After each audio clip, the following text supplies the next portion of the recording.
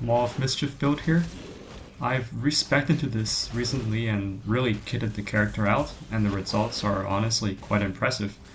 My character is dot capped, and it's very smooth to pilot due to max block, recovery from Aegis Aurora, and immunity to almost every ailment the game can throw at me. I was initially hesitant to play this build because I heard many people don't like the playstyle, and I thought I would be the same. This was until I saw Sam Quincy's showcase of the build, and it really inspired me to try it.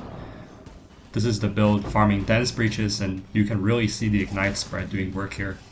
It's not a single button build, but it's pretty fast once you get used to the rhythm of casting Convocation and Death Wish, and I appreciate how unique the playstyle is. Maw of Mischief also happens to be a pretty good low-key league starter. You don't need a 6th link, all you need is the helmet and some specters to blow up.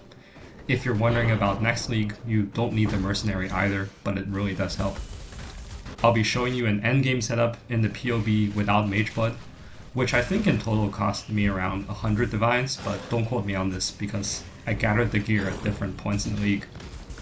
In the gameplay videos, I am playing with a Mage Blood, but I just like to remind everyone that it's not mandatory at all. I'm pretty satisfied with the performance, especially in high-end content. Here I'm showing a tier 17 Abyss map with 3 wrist scarabs, and it can do all the mods pretty comfortably. The only mod you absolutely cannot do is avoid ailments on your map affixes. Everything else is doable, but some mods are a pain in the ass, like reduced block or minus max. I'm going to drop the Regex that I use to roll my maps in the description.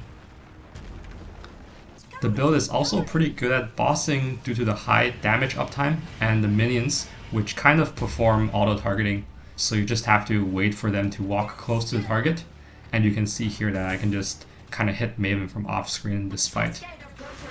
Here's the Uber Cirrus fight, last phase. I'm not a good boss here at all, so here you see me mistime my dodge.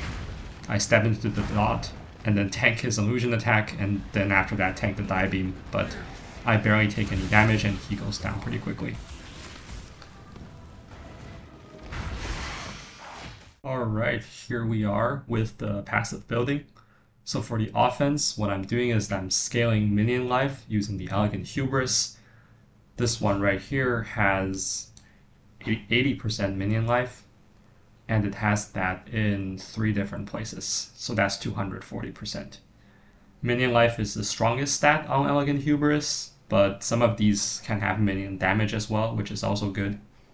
Because we're using the Supreme Ostentation keystone here, our attributes don't really matter, so I also just happen to tattoo my entire tree with 5% minion life, and I think there's around 20 of these, which is around 100% increased minion life. I also take a Forbidden Flame and Flesh jewel pair here, which gives you mindless aggression, and that's 20% more minion life.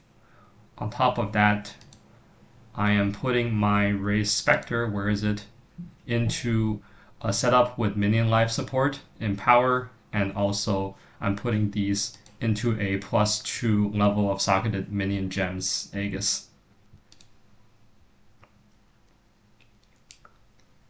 The rest of the scaling is just pretty normal Ignite stuff, which is kind of boring, but there are some fun bits here. So the first thing I'm doing is I'm using Taming. Because I inflict 3 ailments, I'm inflicting Ignite, Shock, which is from Shaper of Storms, and Scorch, and this is because when the perfect Dark Marionette explodes, it scorches the enemy for 6%. For the bosses, so instead of using a Barracks Respite, because I don't need the Prolif anymore, I switched to using a second Taming. For damage, I'm also using a Cinder Swallow Urn with the Malediction roll, and this increases the damage the enemy takes by 19% in total. I'm also doing some damage stuff on my Mercenary, which I'll talk about a bit later. For defense, this build uses a pretty typical Armor, ES, and Aegis Aurora setup. I am getting block capped here. It is kind of tricky without needing to travel down here, but I manage by grabbing the Anvil as my amulet, and also by using this placement of the Red Nightmare here which gives me fire resistance and the block equal to fire resistance, and I'm tattooing 3 fire resistance tattoos here. Alright, let's talk about the Mercenary. So, for the Mercenary, I'm using a level 83 Wither Touch Mercenary. This is a pure Int Mercenary that you can get in tier 16 maps. Her skills doesn't matter, so only the fact that she has a Malevolence aura. And we're gonna buff that aura up as much as we can. So we are giving her some aura effect on this Hunter Staff. And she's also wearing rings with aura effect corruption on them. She's also wearing a Zop's Heart. This is to give nearby enemies covered in ash, which debuffs them for them to take more fire damage. I'm using a Leer cast here, but you can also give her Eye of Malice if you want to do even more damage. Personally, I think Leer cast is a bit more consistent. And I've put in some custom configurations to simulate having the Mercenary in my configs, but you can take these out if you're thinking about simulating a solo combat. So I think this covers the most important stuff in the build for now, but I do recommend looking into the Path of Building link for some more details on what I'm doing and how the build is coming together. For example, I'm adding some tweaks to make the build immune to all sort of ailments and debuffs, even without Mageblood. It's a lot to explain, but it is in the notes section.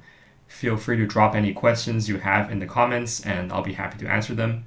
Finally, if you made it this far, this is my first build showcase, so really big thanks to you for watching.